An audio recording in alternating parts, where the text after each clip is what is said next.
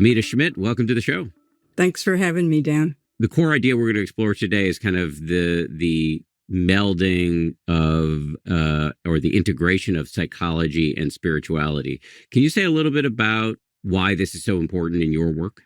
Well, I think during the time of when Freud came into psychology, he was really making an emphasis on having it be more scientific. And then you got pharmaceutical companies that came in later that wanted to make it scientific as well for diagnostic codes. So, you really, psychology got a bit neutered from its spiritual basis, although, of course, Carl Jung still had some of that.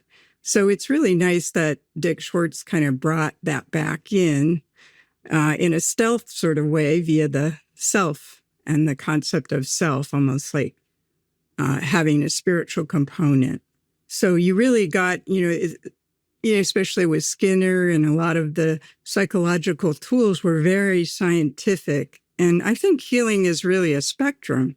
It includes psychology and spirituality, although people don't really want to do that. They don't want to talk about that in psychology. Bunch of questions for you. You mentioned Dick Schwartz and IFS and this notion of the self, capital S self. We have covered this on the show before, and I'll put links in the show notes to our previous episodes on this. But given that many listeners may be new or didn't hear those episodes or don't remember them, can you just describe who Dick Schwartz is, what IFS is, and what the role of the self is in that therapeutic modality? Sure. Dick Schwartz is the founder of IFS, or Internal Family Systems Therapy, which believes that you kind of have like an inner family you can work with. And the self is, IFS is based on what's called self-leadership, which the idea, instead of just having a bunch of parts inside, like the movie Inside Out, it's to be led with something that's wiser and is different than all the parts. It's kind of like, I call it wise self. And it's the sense that there's something else that is bigger and greater, almost like awareness itself, that can lead your parts. So if you do have this inner asshole voice, you can not be blended with it. And your wise self can take over and drive the bus. It's really about who's driving the bus. And, when you have a bunch of parts, here you have a bunch of, we often talk about, I have a part of me that feels this way. I have a part of me that feels that way. A harsh critic, we don't want those driving the bus. So the wise self in IFS or internal family systems, you're having the wise self drive the bus as much as possible. The other parts can inform the wise self. Your little kid could say, hey, I want to stop for ice cream, or I don't like this person, or I want to do that. But the wise self is the one driving and makes the decisions. And really the goal of IFS is to have, self-leadership, that wise self leading or driving the bus most of the time.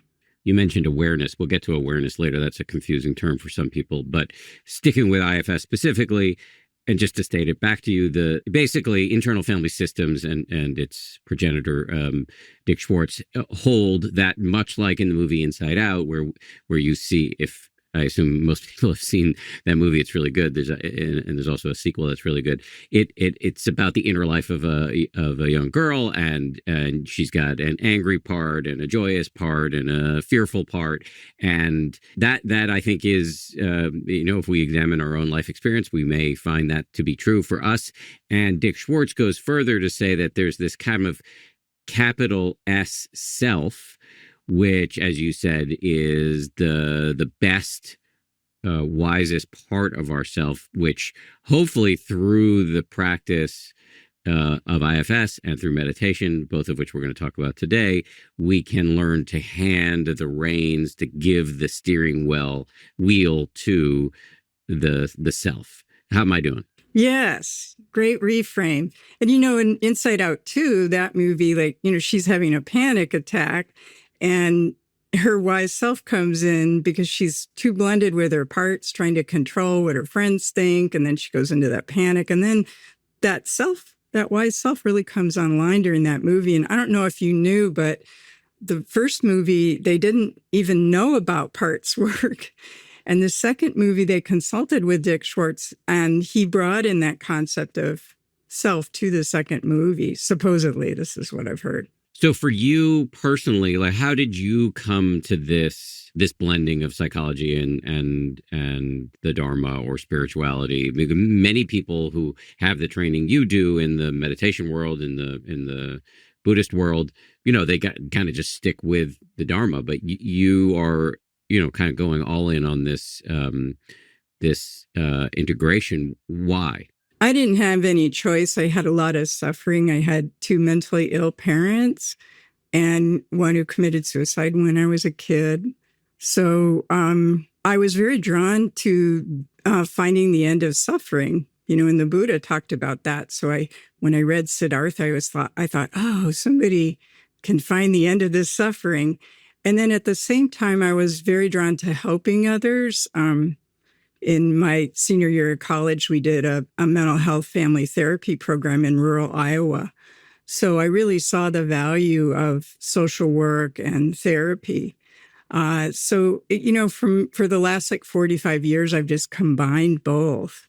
It's been amazing. And they just both kind of walked hand in hand for me. I guess it was just because I wanted to try every tool I could to be free from suffering. I had very severe depression from age 5 onward. I had suicidal thoughts at age 5. And so I really wanted to heal that. And I can say that it took about 20 years.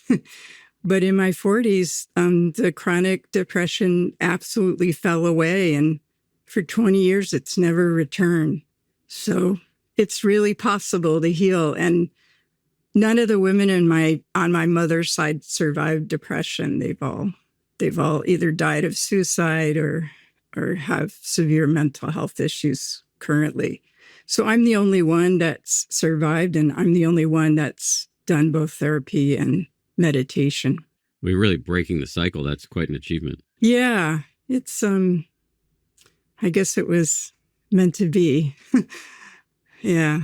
Well, I don't know. Saying it's meant to be kind of downplays the amount of grit that I imagine went into this surviving. So I did at a point about 20 years in, after 20 years of therapy, I did like 5 3-month retreats, silent 3-month retreats. And at one point I was like, should I just keep going? I mean, is this even going to work? Like after 20 years, you're looking at your watch going, when is the depression going to end? And because I'd been trying so hard. And you know what happened, I think, Dan, was there was a moment, I was on a retreat actually, where I was like, when is this going to end? And I've done everything. And I worked 100%, with 3-month retreats and doing my own therapy twice a week for 10 years. And then I just thought, if I have to live with this the rest of my life, it's okay.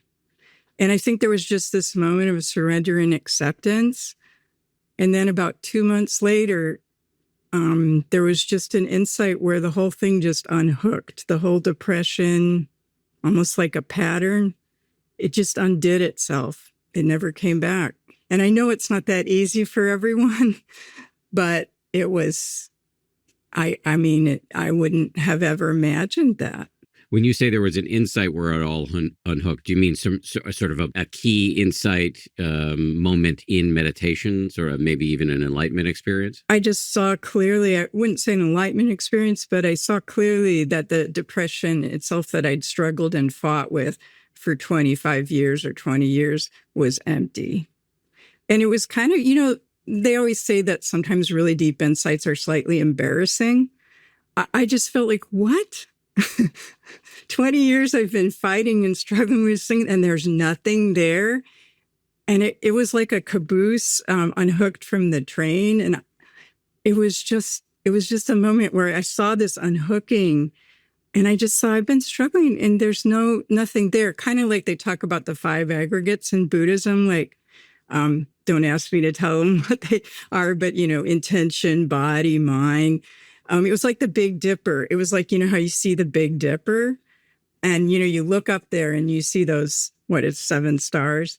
This time I just looked up there and there wasn't depression. There wasn't the Big Dipper. There was just 7 stars. And I saw depression was just energy, low energy, negative thinking, a couple other things. there wasn't anything called depression that I'd been fighting. It just, the whole thing, the coagulation of it all and the struggle with it all just fell away. Just a note to the listener, Amita used the word empty, which is a Buddhist term of art, but she then went on to explain it, which means that it's her depression, your anxiety, and everything we're experiencing, which feels so monolithic, so personally monogrammed, so like, non-negotiable, actually is empty of inherent substance. There is no thing you can put your finger on and call it depression. It's just made up of these constantly shifting constituent parts. This is a metaphor Joseph Goldstein, who has worked with both of us, often uses that it's like you look at the Big Dipper in the sky and it seems like, yeah, that's a Big Dipper, but actually it's just 7 stars, all of which, of course, are made up of their own shifting component parts, each of those stars. So there is no solid Big Dipper and there's no solid depression. And that's a massive insight that can be hard won, and kind of has to be molecular in order to, for many of us, be super liberating or like kind of unhooking the way the caboose it unhooks from the rest of the train. Would that be an accurate reflection of what you just said? Yeah, that's beautiful reflection. And I think it's similar to the Buddha supposedly under the Bodhi tree when he woke up. He was fighting Mara and fighting his mind. And then at one point he went, wait a minute, there's nothing here. This isn't real. And that's supposedly when mind fell away too. And I like to talk about working with these inner voices. I think that depression is a precursor for letting go of our addiction to the thought mind and to the mind perspective. And actually, when the depression fell away, this kind of quiet voice said, this is how your sense of self is going to fall away too. So I'm still waiting. You mentioned that this took 20 years. That might scan as a little discouraging to people listening, like, oh my God, I don't have 20 years, or I don't have the time to do 5 3-month retreats. So this is just out of reach for me. That's what it was for me. I wouldn't say, I had one lady, she just listened to my talk about this and her depression fell away from listening to my talk. It didn't take her 20 years. I think that, remember, this is a journey of love and awakening and higher versions of truth and love and being who you are. So it's not like time lost. It's not like,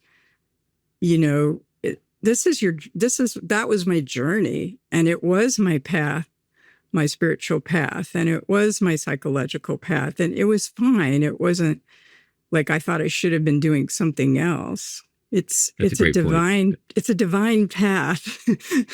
So yeah, the key is to not think there's something else. I remember early on when I was at the retreat center, I kept thinking, well, if only I didn't have trauma, I could progress further in insight. And then I realized, no, the trauma is part of my journey on the spiritual path. So it's important, I think, with anybody that's working with difficult emotions or trauma, you don't think that's a separate path from your spiritual journey. They're the same thing.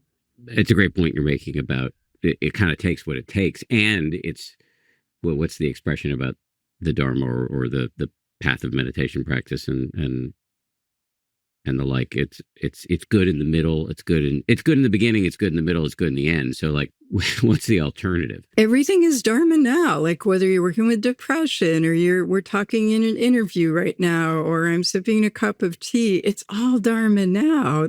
There's nothing outside of the Dharma. So it fits with what you said. Beautiful in the beginning, middle, and the end, but it's all Dharma now. What would be outside of the Dharma? Especially if you think of Dharma as just a synonym for nature. It's yeah. And I feel like we're always doing the highest form of love we know, and hopefully we can upgrade. So some of us might have had addictions that were the highest form of love we knew, or that mean inner voice was the highest form of love we knew at that time. But, hopefully we upgrade to better and better versions of love. And you said in an interview, love is omnipotent and multi-directional, and it's inwardly, there's just no end to how much we can develop love and wisdom inside. let's talk about your framework for combining psychology and Dharma. The overarching framework, as I understand it, is tend, befriend, transcend, which has a ring to it. So let's start with tend and befriend, which is all about like working with our inner critic, working with our difficult parts, specifically the part that, is in the habit of berating ourselves. So just to signal to the listener, there's several sections here that we're going to work through. I'm looking at a really helpful set of notes that Amita put together along with our senior producer, Marissa Schneiderman, and we're going to work through these. But it starts with this idea of tend and befriend. We'll move into transcend later. And under tend and befriend, there are a couple of steps, 5 to be complete. And so the first one is just understanding the voice in the head. What does that mean, and how do we do it?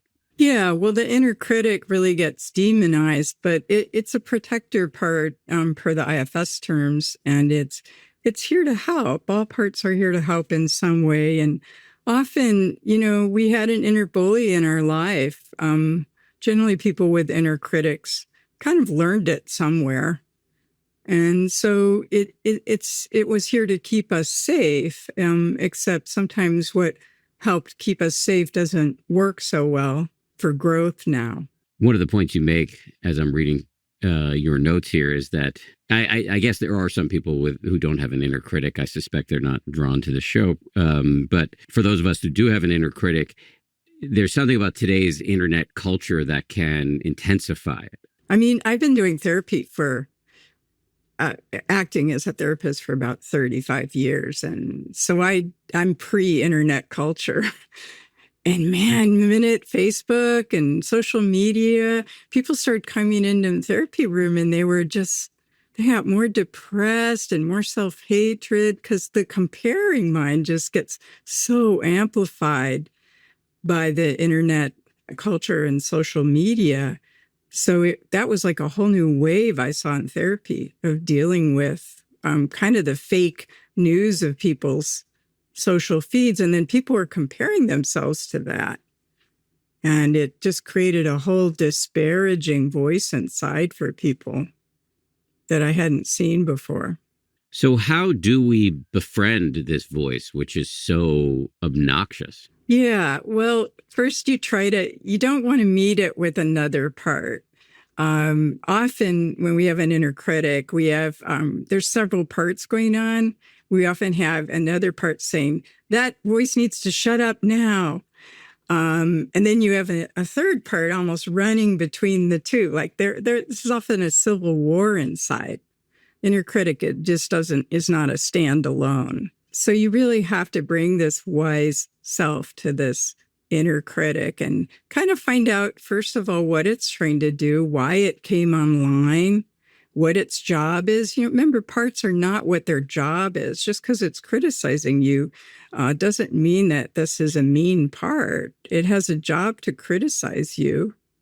And actually, it's kind of fascinating. You discover as an IFS therapist that actually a lot of parts are the opposite of the job they do. Sometimes when you can really talk to the inner critic, you find actually that it's being mean, but it's actually kind of a kind and caring part underneath it all. And that takes a lot of work to get to that. But it's fascinating to me that parts are the opposite of the job they do. So you often have, like I said a minute ago, you have a polarization. When you have the critic, you have another part saying, I don't like the critic, it needs to stop now. And then you have a third part that's not actually wise self, that's trying to navigate between these two kids. They're like kids fighting each other. Dan, you have kids and you can't let them fight it out. So wise self is like this third thing that comes in. It kind of says, okay, you both have a piece of the truth, and I'm going to decide what happens next for Dan or Amita. And it makes the decision like a wise CEO or a wise parent when kids are fighting. So you said a couple of things in there that I'm curious to get to the how of. You said one thing about, when you talk to your inner critic, it may reveal itself, he or she may reveal him or herself eventually to be a protector. And then the other thing you said is, bringing the wise self to bear is to break up the fight among the parts is really the move. So I'm curious, like, how do we do each of these? Again, just to restate them. One, how do we learn how to talk to our inner critic, and how do we bring our wise self to, how do we access the wise self and bring it to bear? Well, one key is to realize that wise self doesn't have an agenda. So if you are if you have an agenda to make that part stop, then you're in that other part, the virtuous one. So you have to really, we talk about the 8 C's of wise self. I think you've probably talked about that on the show. That's one way to bring that online and to make sure you're talking from that versus another part. But you really want to bring compassion to this part and curiosity. These are 2 of the 8 C's. I use those the most, compassion and curiosity. And calmness. You really want to listen. Hey, why are you doing that? Why are you criticizing me? What's that about? Could you tell me more about that? What are you afraid of? This is a key question, Dan, to ask a part is, what are you afraid would happen if you didn't criticize me? Well, if I didn't criticize Dan, then he might mess up, or he'll be caught unaware. So often then when you find out what that part's afraid of, then you address that fear, which is usually another part. I don't want him to look dumb, or I don't want him to make a mistake. Well, then you can talk with that part that's afraid of making mistakes and help that one calm down. So in a way that you always want to be doing this, though, with this wise self, and it's curious, calm, creative, connected. It listens. It's kind of like a good listener, like you. It reflects back. It's not trying to shake this part to get it to change. And most people are subtly blended with a part that's trying to get the critic to go away. I think I was doing that with the depression my whole life. You got to go away. Come on. Why aren't you going away? Right? And of course, then that part just digs in deeper when you do that. The best B2B marketing often gets wasted on the wrong people. I can't tell you how often I'm scrolling on TikTok or wherever, and I get served ads for stuff I have no interest in. So when you want to reach the right professionals, use LinkedIn ads. LinkedIn has grown to a network of over 1 billion professionals, including 130 million decision makers, and that's where it stands apart from other ad buys. You can target your buyers by job title, industry, company, role, seniority, skills, company revenue, so you can stop wasting budget on the wrong audience. It's why LinkedIn ads generates the highest B2B return on ad spend of all major ad networks. Seriously, all of them. Spend $250 on your first campaign on LinkedIn ads and get a $250 credit for the next one. Just go to linkedin.com/happier. That's linkedin.com/happier. Terms and conditions apply. So you're in the wise self when you're kind of inhabiting some of the what you call the 8 C's. I'll list them: curiosity, compassion, calm, connectedness, courage, creativity, confidence, clarity. But I do want to push you a little bit. I love, by the way, asking the question, what are you afraid of? That seems really fruitful. And just to say, in IFS therapy, when you're working with a therapist, the therapist will actually have you do this dialogue out loud between the wise self and the part. I've done this with Dick Schwartz, live here on the show. So if you, like I said, we'll drop links in the show notes. If you want to hear me kind of awkwardly go through this, you can. But this is also something you can do on your own. But I do want to go back to the question, how, if somebody's new to all of this, how can you be somewhat confident that you have some access to this elevated part of yourself that's characterized by the aforementioned 8 C's. How can you get there? A lot of people, unfortunately, I notice have very little access to wise self. And that's part of the problem. Sometimes I'll come in therapy. I talk to some really high up guy and all these corporate things. And I said, how much self do you think you have? He goes, 20%. I go, dude, that's not enough. Like, at least he was honest and he could see he only had like access to 20%. And all these parts running around. No wonder it was hard for him.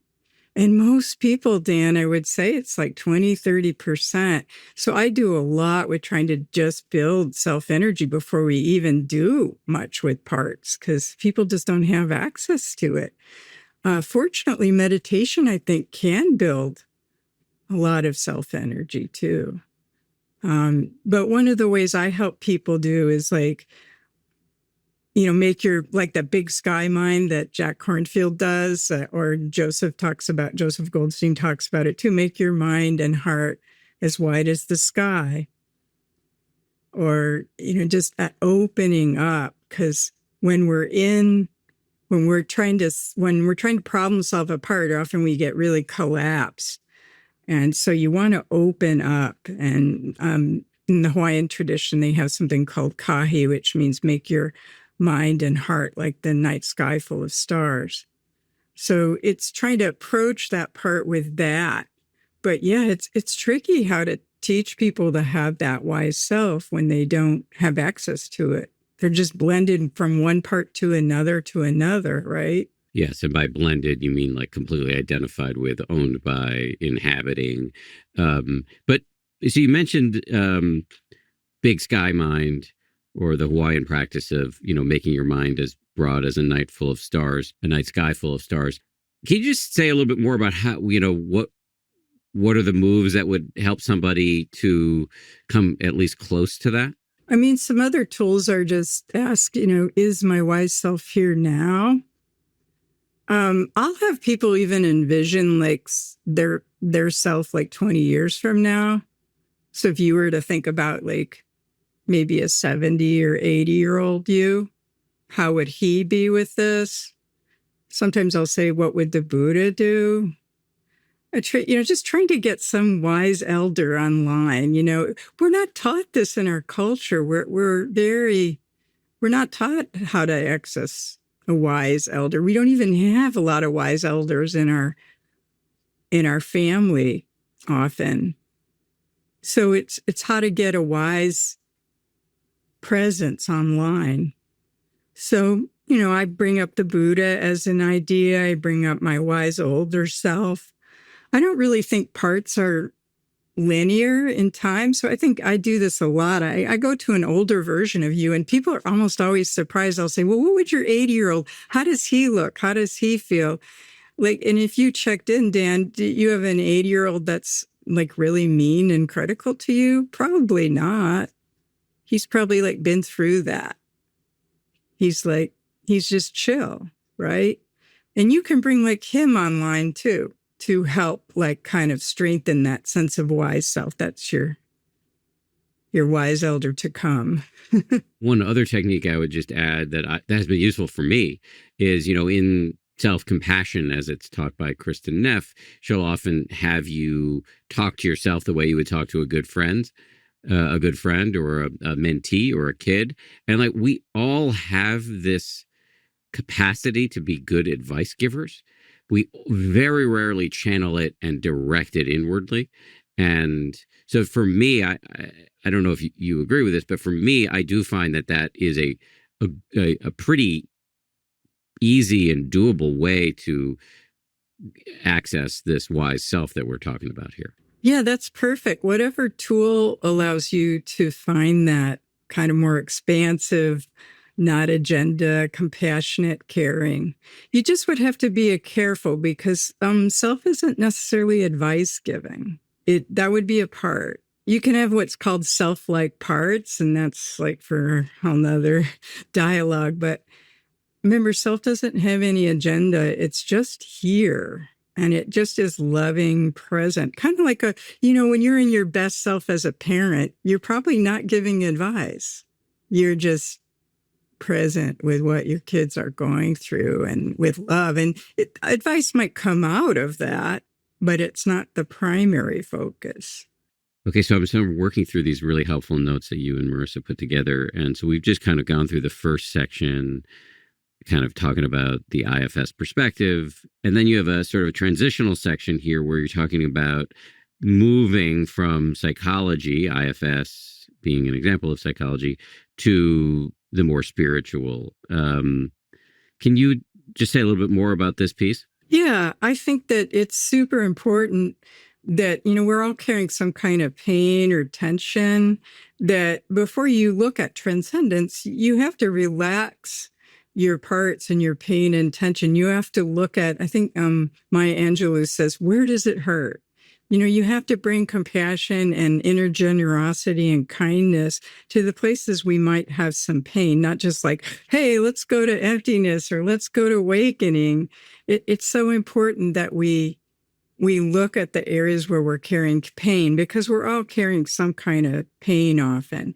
So you're using this tend and befriend and working with parts, or just bringing inner love to your system through psychology to help calm the system down and create safety for your body and mind. And then you can start looking at more the transcendent principles. If you didn't really do that first, it would be a bit of a spiritual bypass. Excuse me, a spiritual bypass. So it's important that you kind of do both. This is where the word self gets a little tricky, because we're using it, or at least the way I'm thinking about this discussion is, in my mind, I'm using the word self in a bunch of different ways. So there's the self as it's used in IFS, where you're calling it the wise self, or Richard has, capitalizes the self. There's the ways we talk about the self in normal conversation, where it's just like we're referring to ourselves, self-compassion, self-love, self-loathing, whatever. It's all referring back to this individual. And then there's self-transcendence. This is where we move from the psychological to the spiritual, where you actually start to see that this reference point of a fixed and separate I is, when you pay attention in the right way, revealed to be an illusion. And this can be very healing. It can make all of your stuff less personal, less monolithic, more tractable, more workable. And I think what you were just saying right there is we need to start on the level of reality that is easily comprehensible to most of us, the sort of psychological level that most of us sort of innately understand. We need to start by calming the system, by bringing love to the obnoxious parts of our inner repertoire. And once we've done that, we can move into the sort of advanced level where we're looking at it through a spiritual, transcendent lens, where we're starting to tap into this somewhat esoteric truth that the self is an illusion, after all. Yes, well put. Thank you. I always like the gold star. You do so well at reframing. This is my whole life. This is all I do, is I talk to people like you and make sure that the people listening truly get it. It's like some sort of intermediary. So is there more to say about this movement from psychology to spirit, to spirituality, before we move into like transcending and how it's done? I would say the overarching piece is really just knowing who you are. So often, there's these blocks or pain points in our psychology, so we're kind of undoing those. And then spirituality is more going even deeper. Well, maybe we're not even this identity of self. So it's just this. It's this developing more flow and connection with the truth of who you are. You're not the pain body. You're not your trauma pain body. But then you might be willing to, not everybody wants to do this, but you might be willing to go further and say, well, gosh, am I even the ego self? What am I? It's not a question many people ask, but we probably should be asking it, because the body and mind's going to go. And what's still going to be here? I work with a lot of people that are like nearing death in their 70s and 80s, and they really want to know this question: when my body, mind goes, what's still going to be here? And of course, whatever that is here now. So how do you answer that question? I kind of have them look like in the here and now. So, think of those air puppets in front of, used car dealers. If all of a sudden, we're like these air puppets, right, Dan? If the air gets gone from those air puppets, this is our body and mind gone, right? Well, something's still here, right? I have people look because it's not my answer. It's what you see. I mean, what would still be here? Is it like awareness, a sense of presence? Just to feel what might still be here when the body and mind's gone. Something will still be here. Maybe it's a more universal presence or awareness. I mentioned this earlier, but the word awareness can be, I think, for some people, a bit of a stopper. Like, what does that mean? We, culturally, we use it as like drug awareness or, workplace safety awareness month, mental health awareness month. But in this context, awareness refers to the knowing faculty of the mind, the fact that the lights are on at all, that there's something that's hearing the sound of my voice right now. There's something that's, if you have working eyeballs, seeing whatever you're seeing right now. Some mysterious something or not a thing at all is taking delivery of these sensory packages. And that's what you mean, I think, when you're pointing to awareness. Yeah, and you could call that maybe pure awareness, like what animates our bodies, what's breathing your lungs right now, what's beating your heart, what's growing your hair, and those could be, pure technical things, right, cells, but what is animating the trees and you and me? What's making all this happen? Like the whole thing is like a giant air puppet, right? What's doing all that? And it just, maybe that takes you to a more numinous presence, but I call it pure awareness because often, Dan, what we do is we identify my awareness, Dan's awareness, or Amita's awareness, and then we personalize it in an egoistic way. But I think there's something called the awareness that kind of is animating all things all at once. Whatever's breathing you and me right now is breathing, everybody across the globe, and breathing animals and the whales in the ocean. It's breathing everything at the same time. Like, what is that? And I say this in a good way. This conversation is now veered into the weird and I love it. I'm here for it. But let me ask a sort of a grounding question, which is this notion of awareness. How is any of this relevant to the stuff we started talking about, which was the easily comprehensible, although painful reality of the fact that most of us have an inner hectoring voice who's kind of a dick. And we want to, not be so owned by that voice anymore. So this awareness piece that we're talking about now, how is that relevant to where we began? Yeah, because ultimately, the inner voice you're working with, like what's on the canvas, and the inner voice is mean, a heckler. But we're looking at the canvas itself, the blank canvas. Your awareness itself is never an asshole. Pure awareness, it doesn't even have any thoughts. It might seem like it does, but if you look more carefully, awareness is almost like just the pure canvas it all happens on, the movie of you, or the blank screen. Ramana Maharshi used to talk about, you're this empty movie screen that then the movie gets played on. So we can change the movie and get better characters in your movie, the inner heckler. But we can also look at, well, what's here that is the screen of it all? And that just takes you deeper, because then none of these things apply. Does the heckler, when you're just at pure awareness, Dan, where's the heckler? No place. But what is still there? Maybe it's just presence. Some people might call this soul, which probably is a terrible word for your podcast, but it's kind of where you're free of all these components. So think of it like layers. You're solving the places where your psychology's kind of mucked up because you got some mean parts in there. And then you go down deeper and you're just maybe kind of this loving kindness.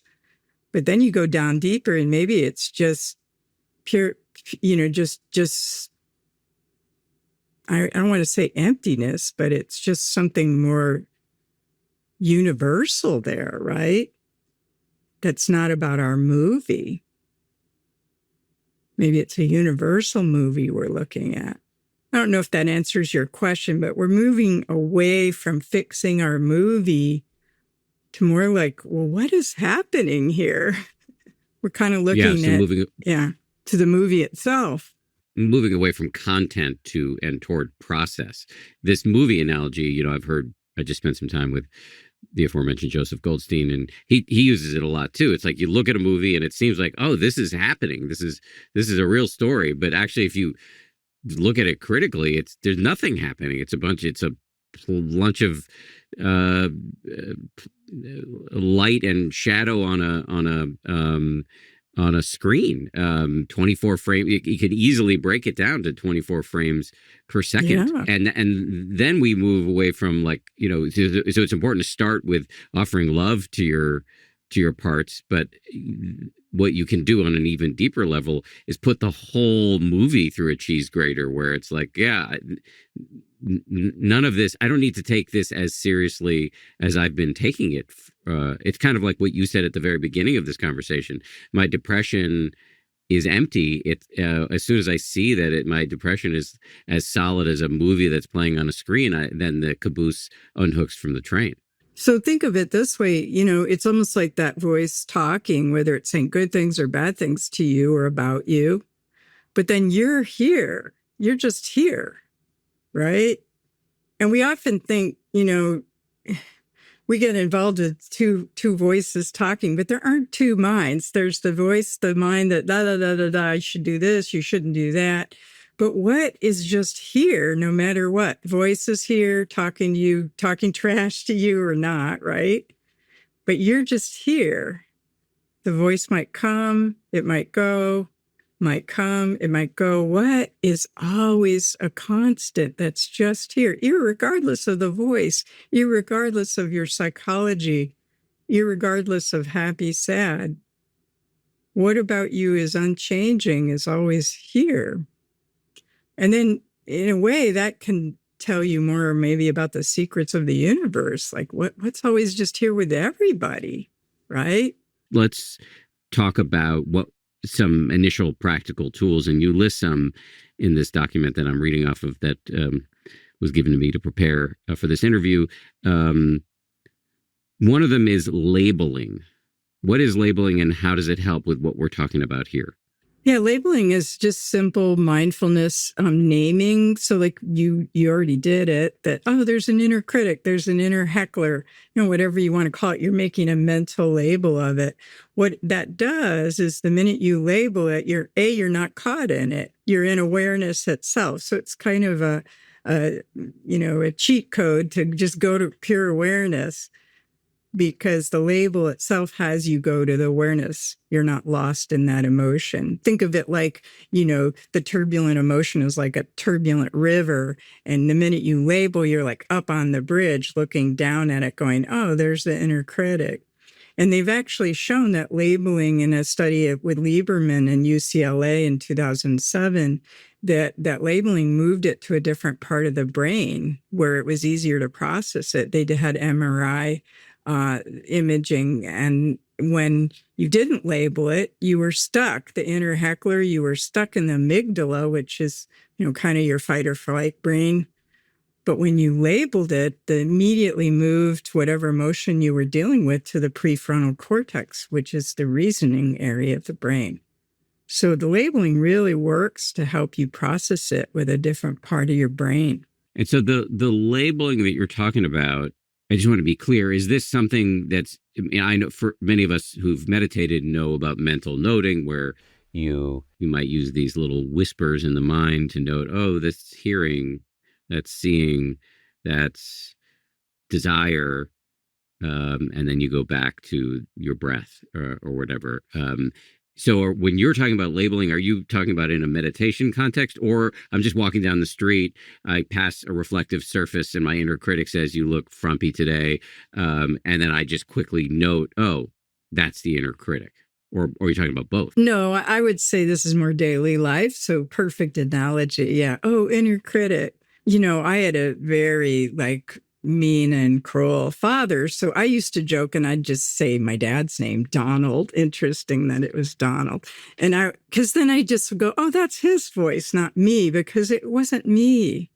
Your inner critic isn't you. And, that labeling helps you see, oh, it's not me. And it's not to blame anyone from our past, but for me, it just helped me go, that this is not even my voice. It just comes online. And maybe you had a really mean coach and you might joke, it's his voice, right? But again, it helps you move away from it and get some breathing room and some space. And then you can have a choice how you want to respond to that voice. Do you want to believe what it says, or do you want to say thank you and no? Several years ago, I interviewed a very interesting woman named Sonia Renee Taylor, and she said, I wrote it down and I've not forgotten it, that when she notices self-criticism in her own mind, she reframes it as the voice, in her words, the voice of the system, meaning the culture wants us to be self-critical because it gets us buying the next thing or swiping to the next video. That's the engine for the worst parts of capitalism. So if you can just reframe, oh yeah, that voice that just said you look frumpy is my internalized Madison Avenue trying to get me to go buy some new clothes. That's perfect. Yeah, and you could even use, because we're so into AI now, what if it was Siri saying that to you? Hey, Dan, you look like crap. You'd be like, hey, stop, right? Your inner voice is the first AI. The mind is the first AI. So, take it with a grain of salt, just like you would AI. I mean, now people are really giving a lot of credit to AI, that it might even be sentient or something. But, just do it like an AI voice. If it was a Siri chatbot, you'd be like, you might listen to it for a second, but you wouldn't. Yeah, you could upgrade that tool, Dan, to if it was AI, it was your chatbot saying that, you'd be like, get a life. Literally, because they're not alive. Right, but our mind is like AI. Your original nature that's just here, and then it comes in, da, da, da, da, da. If we start treating the mind like AI, I think we might be able to get some space from it before we start projecting our own stuff onto AI. It's good to see that our mind is the original AI. You just talked about getting some space from it, which is really important. It's at the heart of all of this. Another technique that you recommend for getting some space from your inner critic is to think about, well, I'll let you describe it. You're using the analogy of an airplane hangar. Can you talk about that? Yeah, well, it's moving back from it, labeling it, seeing that, the voice is no different than any sounds. It could be the same as a bird sound. It's just blah, blah, blah, right? And the more you can back off and give some space with these voices, then you might still have the same inner critic. Let's say it's like a couch. But if you're in a really small room of Dan and you've got this tiny studio apartment, you have this big couch of the inner critic, and you have a big easy chair of your anxiety part, Dan, you're going to be bumping into those chairs all the time. Your psyche's going to be running into them. But we put them in a big airplane hangar, the same couch of inner critic, the same chair of anxiety. How often are you going to run into them? You haven't gotten rid of anything, but there's so much more spaciousness in who you are. That mind that's, the big sky. It's fine. It's fine that the anxiety or inner critic's here, because there's more of you here. A spacious awareness. I know you don't like that word, but... No, I don't dislike it. I just want to make sure people understand it when we use it. Yeah. So there's more spacious awareness. There's just more presence. There's more love. So then the couch of inner critic and the chair of anxiety can be no big deal. It's just no big deal. How important is, here's another A word, acceptance in all of this? Yeah. I think, like I said, with my depression, when it fell away, I think the final step was just surrender, acceptance. Because we're fighting, they have that old saying, what we resist persists. So, because we're fighting it, then we're creating another part that's wanting it to go away. You see this a lot in addicts. I want to stop doing this, eating this compulsive eating, right? And yet, the compulsive eater part, and it becomes this paradoxical struggle. And when you can just let go and ease up on the whole thing, and that wise presence can be here with it all. Okay, however long it takes, whatever it takes, this is my path. And you're not fighting that path, then it can really fall away. Acceptance is kind of like a softening of all our parts so that we can just relax into what is the truth versus thinking we know this part shouldn't be here or we shouldn't be doing this. Or if you're just relaxing in that whole process via acceptance. And then you're kind of, it's a willingness, I'm just willing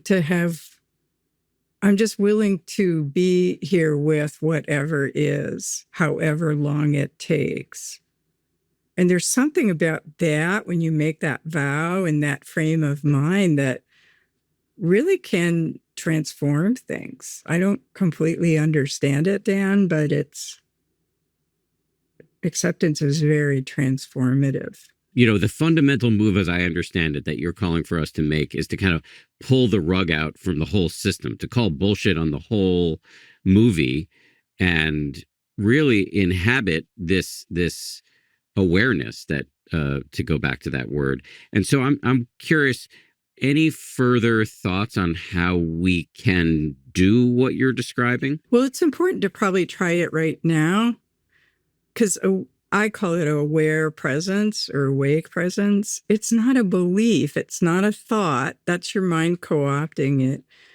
It's just here. Like, notice it doesn't take a lot of effort for you and I just to be here right now. Just feel that. We're just here, right? And your awareness or your attention awareness, attention's a little different than awareness, but it's just here. So notice this is not a belief. This is not a thought. Your aware presence is just here now without any effort. So right here, visible in the here and now, you can see it. Now your inner critic might come in on top of that, but before any voices come in, just notice you're just here, again, like that movie screen before the movie starts playing. And it doesn't take any belief. It's not hard to find it. We make it complicated, and the mind the AI mind tries to come and go, well, let me tell you about, when you're doing an AI search now, it's like, well, do you want more about this? So here we are, we're just here. And then the mind comes in and tries to go, well, let me tell you more about this aware presence. And that's fine. But come back to the simplicity of it all. It doesn't take any effort just to be. I agree. It doesn't take any effort just to be. That seems readily comprehensible. Help me connect that insight to working with the inner critic. Your presence is just here, then a voice arises, right? And whether you want to call it that wise self we talked about, or just your Buddha nature, just that like seeing, aware, then you're meeting that critic. I mean, there's two levels to this. You can meet it with that IFS type wise self, or you could just meet it like the Buddha did with, oh, this is just empty. There's nothing here. And then the voice will just fall away. So you're meeting, so when the inner critic comes up, it's like a thought, it's a thought form, right? And then you meet that with awareness. You can just meet it with pure awareness, or you can meet it with compassion, connection, like we talked about earlier. What's it trying to do? How's it trying to help?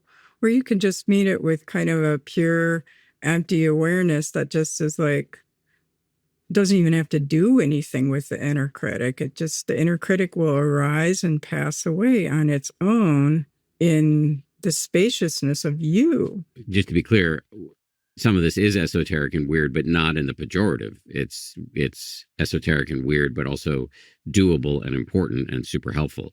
But I just want to make sure that we are serving the listener by making sure it's understandable. And so if I understand you correctly, you're saying, look, in these moments where you notice the inner critic, and I think this is true for any difficult part of your personality, but we're really focusing here on the inner critic. There are two really healthy options. One is to greet it with love and compassion and warmth, to ask, what are you afraid of? That's such a great question. To be in dialogue in a warm way. And then the other move would be what I think in Buddhist circles is often referred to as wisdom, which is another funny word because I think people hear that word and just immediately imagine like Dumbledore or something like that. But wisdom in this sense is really seeing it from a perspective of depth where it may seem solid. The voice that tells you, hey, you look like shit today may seem solid. But actually, if you pull back to the airplane hangar perspective,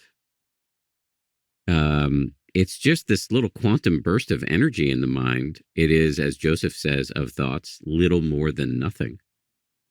And when you view it in that light, it just kind of self-liberates. It just fizzles on its own. How did I do there? You did perfect. That was perfect. Just to be clear, I'm not looking for credit. I'm really trying to help the listener. So, okay.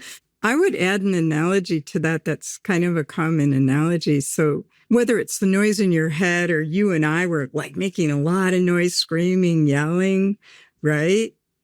It's all going to default to silence. You and I could scream and yell till kingdom come. We all could. And guess what the default is? Silence.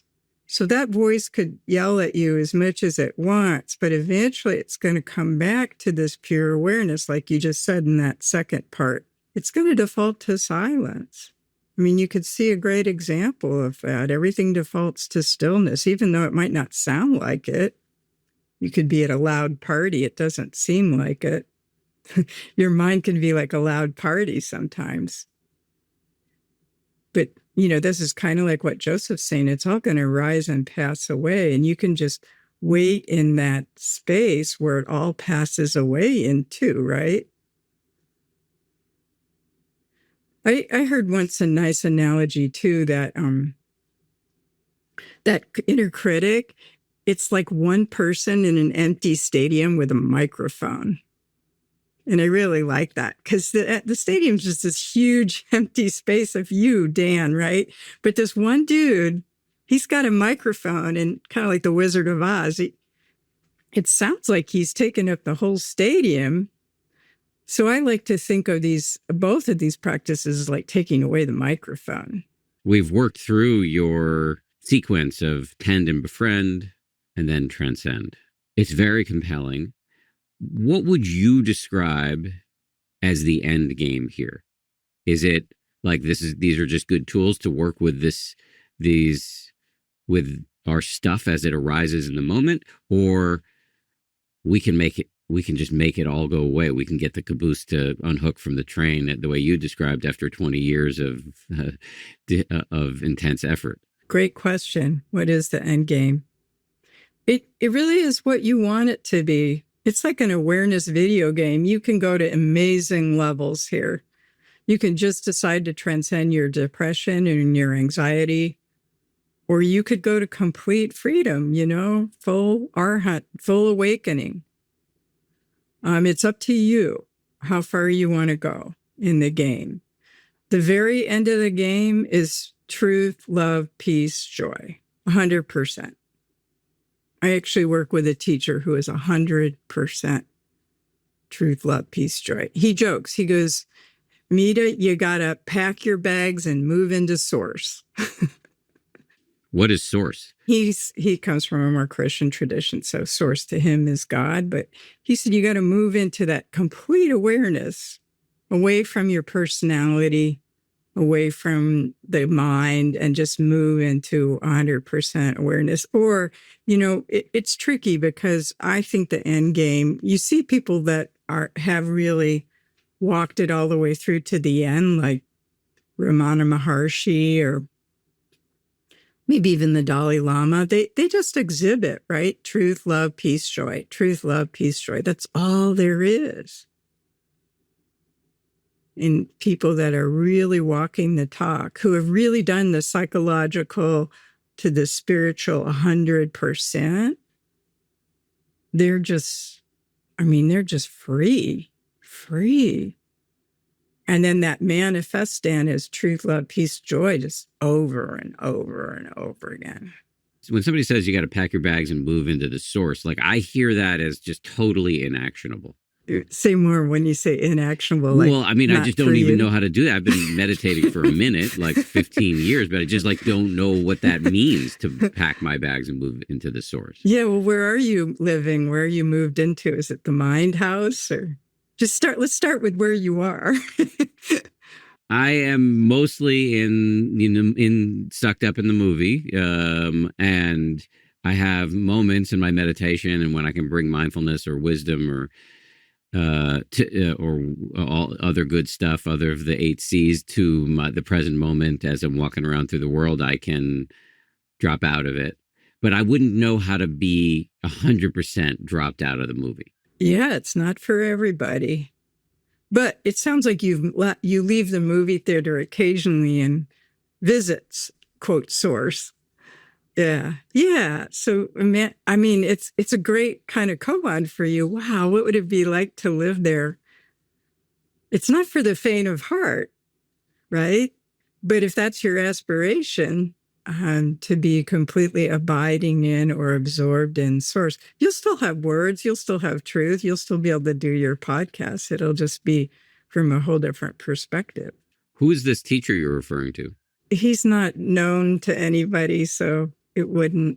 His name is, he wants to remain unknown, but I could tell you more later if you want. So not a guy who would come on this podcast. I asked him and he said no, because he knows more than I do. So he lives in this place 24/7. But I could ask him again, you never know. He's a 35-year-old African-American guy who is in the military and he has kids. He had a spontaneous awakening, kind of like Byron Katie and Eckhart Tolle. But then people started to gurufy him, so he went underground and he doesn't really want anyone to know about him because he doesn't think the point is to worship somebody, which is what started happening. All right, well, if he changes his mind. Yeah, I'll let you know. That would be a wild ride for you. Any other questions? So yeah, pack your bags. I mean, think about this, packing your bags and moving into source. It might be an interesting challenge for you. What prevents you? What prevents me? Moving now. Toward the end of every interview, I ask 2 questions. One of them is there anything you were hoping we would get to that we didn't? I had no ideas of what would happen.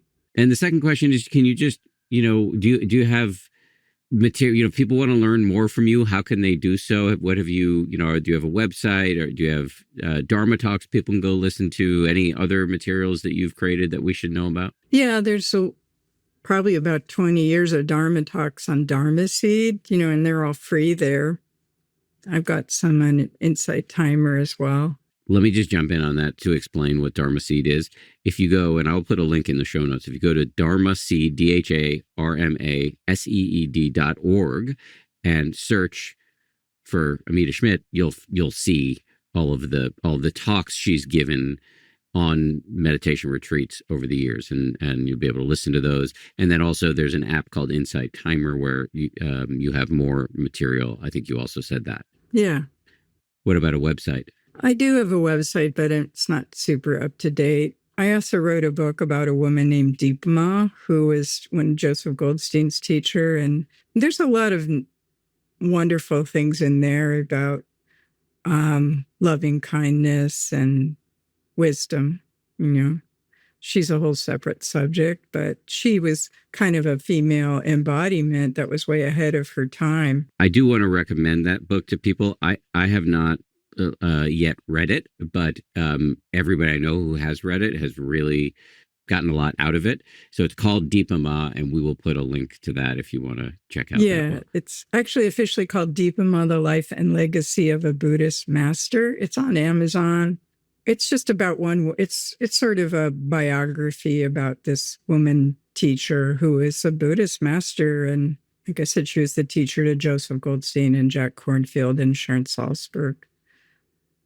And I wrote about her because she just has some really inspiring stories for all of us. She was a householder. She never ordained, and she raised her daughter and achieved very high states of awareness while raising a child. So she was quite a wonderful example of what's possible.